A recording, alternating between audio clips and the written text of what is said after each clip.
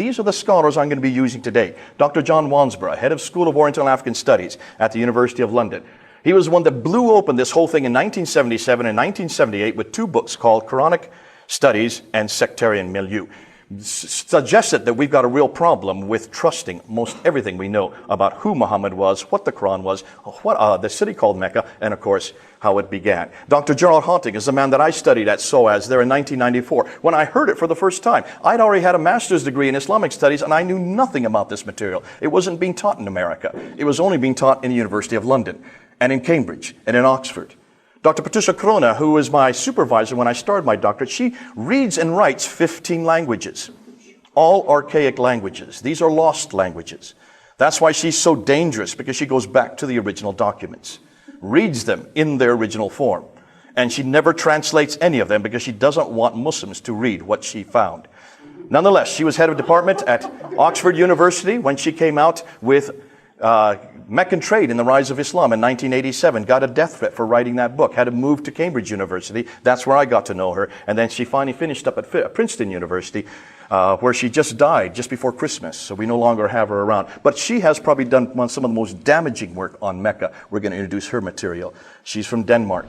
Dr. Andrew Rippon out of Calgary did probably the best work of taking this difficult material and bringing it down to layman's terminology. Dr. Robert Hoyland out of Oxford University, he's done the best material of looking and seeing exactly what was being written about these Arabs during the 7th century. And so he's the one that has written concerning exactly what other people were saying about these people that existed at that time. Dr. Yehuda Neva out of University of Jerusalem has done the best material on looking at the earliest inscriptions.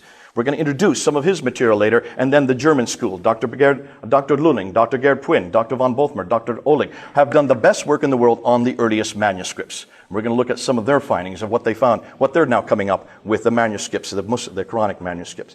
Then there's two books that have just come out in Britain, one by Dr. Tom Holland, who's not really, he's not an Islamist, he's nothing more than a good storyteller. But he's a historian. He has 3 already bestsellers, and that's why he decided to take and go beyond Persian Fire and Rubicon. He decided to go to the next step. Well, what came after the Byzantine Empire? What came after the Sassanid Empire? It was the Muslim Empire. And he started in 2006, and for 6 years, he usually writes a book in 3 years. This took him 6 years because he couldn't find any sources. We had to give him all his sources. And that's why he came out with this book in 2012, In the Shadow of the Sword. If you want to read one book that actually decimates and explains all this material, read that book. Read the first 100 pages and then jump to the last and read the last 100 pages, and you get to know anything you need to know. Now, he did a documentary called Islam, the Untold Story. He put it on Channel 4 in August of 2012, which summarized his primary themes, but he didn't come to any conclusions. He purposely did not want to because he knew it would infuriate the Muslims. That documentary has only been shown once. Channel 4 would not show it a second time because of all the furore coming from the Muslim world. And that's why, if you want it, I have it right here on my computer. You can have it, take it home with you, and see it, watch it. It's only an hour and a half long. It summarizes much of what we're going to go through today. And then Dr. Dan Gibson has probably done the best work on looking at the geography. So let's look in some of their material. This is what they found. This is what all these scholars put together. You've seen all their names. This is the conclusions they're coming to. First of all, the first Arab inscription of the name Muhammad is not till 691. Muhammad died in 632. Do you see a problem there? Why did these people, if this is their prophet, if this is their greatest prophet, why didn't they mention him in any Arab inscription? We don't see any reference to his name. Outside of Arab texts, we do have reference to his name, but not within Arab inscriptions. The first reference to people called Muslims is not till the 690. Well, hold on a minute. So who were these people that were taking over Basra, Baghdad, Damascus, Jerusalem, and Cairo, who were moving right across North Africa and moved from Spain in the west? Who were they? Well, they did call themselves things. They were actually conquering. They call themselves the Saracens. They are known as the Hagarenes in the line of Hagar. They're known as the Ishmaelites in the line of Ishmael. They're known as the Maghreb because they come from the Maghreb. They're known as the Muhajirun, the people who are in Hijr, people who are in Exodus, like nomadic people. These are the names they call themselves, but they never call themselves Muslims. Yet these were the first Muslims, we thought. We've been told that's the narrative we've always been given. So why didn't they call themselves that in their own inscriptions? The first reference to Islam is not till the Dome of the Rock, introduced by Abdul Malik in 691. That's 60 years after Muhammad died. And the first reference to a city called Mecca is not till 741. Think that through. Okay, you thought it through, we'll go on. The first biography of Muhammad with an Islamic source is not till 833. Now, let's put this all together. These are their conclusions. How did they come to their conclusions? Let's go through it and let's remember. Now, remember, at the time that we're looking at to begin with, in 661, this is when the Umayyad period starts.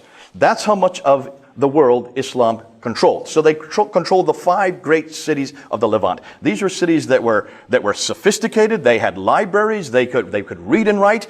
There's no reason in the world not to have things written down, even as late as 661.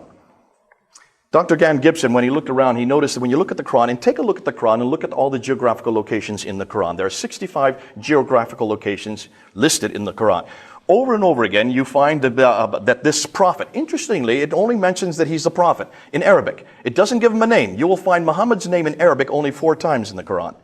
But he's known as the prophet who lives in a city, a settlement, but it doesn't give the name of the city. It doesn't give the name of the settlement except for once. And that's in Surah 48, ayah 28.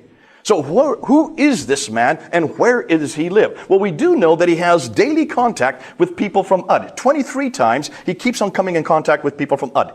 24 times he has contact with people from Thamud. 7 times these people from Midian, which means he has daily contact with these people from these 3 different tribes. So where are these tribes? Take a look where they are on the map. They're way up here. Mecca's way down here. There's 600 miles between them. How did he have contact with people that are 600 miles away? Curious, isn't it?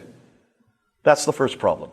Secondly, if he's so far away, then what are we going to do with Mecca? This is the million-dollar question. We do read about it in Surah 48, ayah 24. I said verse 28. It should be verse 24. Surah 48, ayah 20. This is the only reference to Mecca in the entire Quran. Yet it's such an important city. Why? Because when Adam and Eve were thrown out of the Garden of Eden, according to that, they're up in space. That's in Surah 7. They were thrown down, according to the traditions, to this place called Mecca. So it would be the first settlement in the history of mankind. There is no one earlier than Adam and Eve, right? It's where Abraham was living in Surah 21. If you look at Surah 21, he is in Mecca. I had no idea Abraham came from Mecca. But according to the Quran, that's where he lived. He goes into the Kaaba and destroys all the idols in the Kaaba. They throw him into a fiery pit. And then he's saved by an angel of the Lord. That sounds like Shadrach, Meshach, and Abednego. But what's it doing and what's that say about Mecca? That means at least Mecca was in existence in 1900 BC when Abraham was living, right? And Mecca is the center of trade, north, south, east, and west, according to all the traditions. This is called the trade route theory. Trade route theory made popular by Montgomery Watt. Now, we do know quite a bit about this place where this prophet lived. Though it doesn't give it a name, we do know that it's in a valley, that it has a stream going through it, it has a parallel valley, and has a pillar of salt right outside, which this prophet goes by in the morning and comes back in the evening. Possibly, obviously referring to the wife of Lot, who turns to a pillar of salt. It has fields, trees, grass, clay, loam. It has olive trees. That's right there. Should have red flags. And that there's a mountains overlooking the Kaaba. The problem is, Mecca is not in a valley. It does not have stream going through it. It doesn't have any water. It only has one well, the Zamzam well. Cannot even accommodate the caravans that went there. It does not have a pillar of salt. There are no fields, trees, grass, clay, loam, or olive trees. There are no olive trees except for the Mediterranean world, 600 miles further north. There have never been olive trees in Arabia. So you can see there's a problem here. Because wherever this place is, it cannot be Mecca. So, what do we know about Mecca? I've just told you all that, so we'll go beyond that. You can come back to that. Those are all the things I just mentioned. Take a look at a map from the 7th century. This is a Byzantine map of the trade routes. Where is Mecca on that map? You notice? If it's the center of trade, if it's one of the greatest cities in the history of mankind, if it's the oldest city in the history of mankind, why is it not on any map? That's just a Byzantine map from the 7th century. Take a look at this map. This is the trade route. Again, look or see where Mecca should be. Mecca should be right there. It's not on this map either from the 7th century. But look at what is at the center of trade. We'll come back to that. Dr. Patricia Corona noticed this, and of course she was curious because she looked at this map, which is from the 7th century, and she noticed that all the trade would have come from India over here and China over here, and would have come right up through the Persian Gulf to get over to the Mediterranean world. The problem was the Sassanids here were warring with the Byzantines here. For 200 years they warred back and forth between the 5th, 6th, up to the 7th century, which shut down the trade going through here. It had to be redirected across the Arabian Sea down to Aden right there. And then from Aden it went right across, up across the western plateau of Arabia, from Aden, going up to Najran, Sana, up to Taif, down to Mecca, according to the traditions, back up to Yathrib, to Tabuk, Khaybar, and then on up to Gaza. Now, my 10-year-old son saw a problem with that. Let's see if any of you can see a problem. Those of you here last year, don't mention it. What do you see, what problem do you see with that theory right there?